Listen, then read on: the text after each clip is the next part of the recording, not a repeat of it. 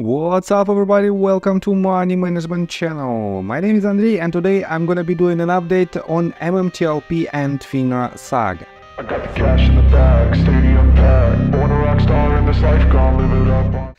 And on today's video guys, I will show you the latest news directly related to our story. I will explain you my yesterday's video and I will show you why did I record it. Then I will continue with the lawsuit that was filed by Mark Basil's firm and that is extremely important for our community. I will show you how this lawsuit might benefit all the MMTLP shareholders and what should we expect from it. Then I will remind you about the deadline that will happen in just a couple of days. And at the end of this video I will share my personal story. That is why guys I highly encourage you to watch this video till the very end, because it is very important for me personally. So, and before we dive deep into all of this, guys, please hit the like button for YouTube algorithm and hit the like button for me personally. It is extremely important to see your support, because on yesterday's video not so many people gave me this support. And on top of that, a lot of people told me that my work is worthless and I don't know nothing about the current status. Let me show you that here is the yesterday's video, and a lot of comments are not so pleasant for me. For example, I'm not listening to this video, I just want to know if this is good or bad for retail. And William Morgan 7769 responded, he knows nothing. So, quite obvious comments because of the topic of yesterday's video. And yesterday's video was based on the due diligence that were made by Trader Zero and by Tabloid by Alpaca. And I told you that this opinion is based on their knowledge on current status on current situation. But to be honest, from the bottom of my heart, I think they are wrong. And it is quite obvious that in each and every lawsuit, we have two sides, two opposite sides. One side thinks that we have to have this type of decision. Another side is thinking that we have to have another type of decision. And it is quite obvious, and that is why we have these lawsuits. So, I have to admit that my yesterday's video doesn't have any clickbait in their title, and let me show you that, for example, the thumbnail of this video is following. This is not what we want to see. And guys, ask yourself honestly, do we want to see this type of news when some people want to see our case down? Definitely not. And this is why I made this thumbnail. On top of that, this title, a dismissal of RICO lawsuit is likely because of this overcooked fact. And this is the 100% opinion of Trader Zero. And let me show you somewhere here. He wrote this, a dismissal is likely, and he explained why he thinks so. And guys, we have to realize both sides of the coin, and that is why I'm making this video. You know that I'm not an MMTLP shareholder, that is why my approach is 100% unbiased. On top of that, from the bottom of my heart, I want to help MMTLP community and retail community in general, because from my personal standpoint, I see that there is a lot of manipulation on the market, and there is a lot of wrongdoers who are trying to consistently rob the retail investors. And definitely, I don't like this approach. That is why I help I help basically myself in order to see a fair and transparent market. So, and let's continue with the lawsuit itself. Here is the document. It is 41 pages document, and I want to pay your attention. Let me show you at the very end of this document. So here is the prayer for relief. Therefore, for the reasons set forth in plaintiff's first through 12 causes of action, plaintiff seeks a verdict and judgment against defendants as follows. A. Awarding plaintiff monetary damages in the amount of no less than $360,370 plus consequential damages. B.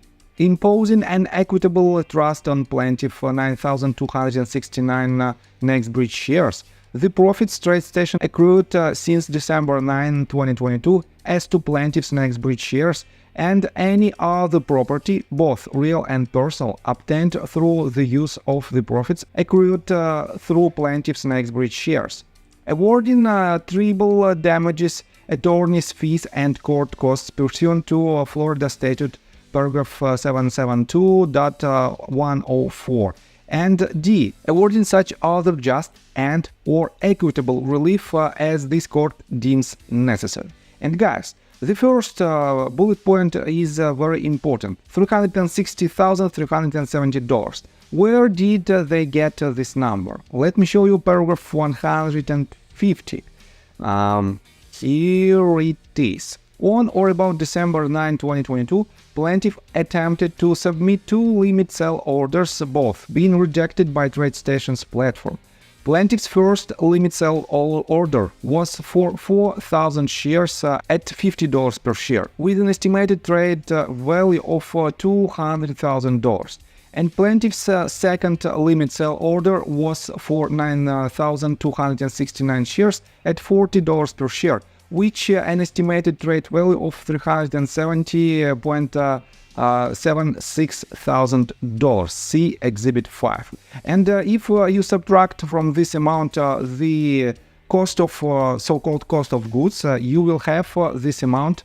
Let me show you again. $360,370. And guys, if the decision from judge is positive, Anna Jakosh will definitely receive this amount of money. But how this will benefit the entire MMTLP community? It is pretty straightforward. This lawsuit will set a precedent, and on top of that, guys, we will know the exact names of these DOE defendants. And let me remind you that there is 10 DOE defendants that were mentioned in this, as you can see, in this lawsuit. And for now, we don't know their names, but during the investigation period, we will definitely know their names, and they will have to pay all the damages to plaintiff. On top of that, guys, this will set a precedent for the price of share at $40 and $50 per share. And on the one hand, it is not the price that a lot of MMTLP shareholders are waiting for. But on the other hand, from the entry price of just less than $10, probably not so many of you entered your position above $10 mark. This means in a matter of just a couple of years, it might be up to 4 to 5x of potential return on investment, and it is a very good amount. But guys, it is not the end. This is just the damages from the actions that were made by the wrongdoers. Let me show you these notes again. It is the document that I made back in the days, and I showed you this multiple times. We have basically several steps towards the resolution. One of them is 2 days of trading, and in my opinion, it is not the path to solution, because it is extremely difficult to make this happen. And that is why we have only 2 possible paths. First of all, it is NBH and short sellers settlement. And to be honest, I think this settlement will happen right after the decision, the positive decision for this lawsuit is made. And if it happens, we might anticipate some kind of payments for damages for other shareholders. And guys, this action will not affect your ownership in Nextbridge Hydrocarbons company. And then the next step will be share sale you via merger and acquisition. And it is another process completely different than other processes. And I have to say that it might happen within next several years, not earlier, because it is a private company, and I don't think that the sale of itself will happen in foreseeable future. We have to see the rise of intrinsic value of Nextbridge Hydrocarbons in order to sell at best possible price. And definitely when it happens, only at this moment, you will be able to sell your shares and you will get your money back. So, and let me remind you that within just a couple of days, we will see, let me show you this website. It is an MMTLP and here you can see the news that was published on May 26th, Wes Christian space scheduled. And here's this news in details. I told you on my previous video and the video before my previous video that Junk Savvy is organizing a space call for Wednesday, May 29th at 3 p.m. Pacific Standard Time, when Wes Christian will explain all the achievements and the current status of his investigation that he made with the flamethrower, or he made it with the next bridge hydrocarbons.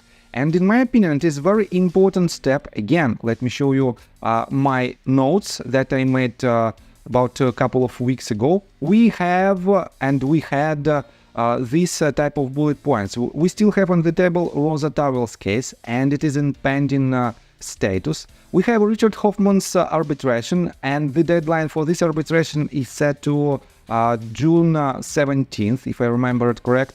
We have Mark Basile's petitions, and for now we have only one petition that is still in a pending status. Next one, Mark Basile's upcoming lawsuit, and this lawsuit just became a reality just 2 days ago.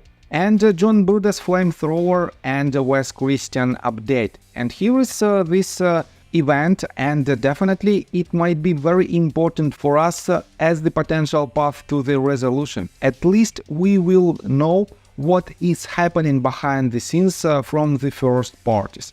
Let me tell you my personal story. I have a wife and 2 children aged 11 and 15, as well as a small dog. After 30 years of living in Russia near the Baikal Lake, we decided to move. Now we reside in Serbia. Although I don't own any MMTLP shares, I invest a lot of time creating daily MMTLP videos. I have been doing this every day without days off and holidays for more than 1.5 years.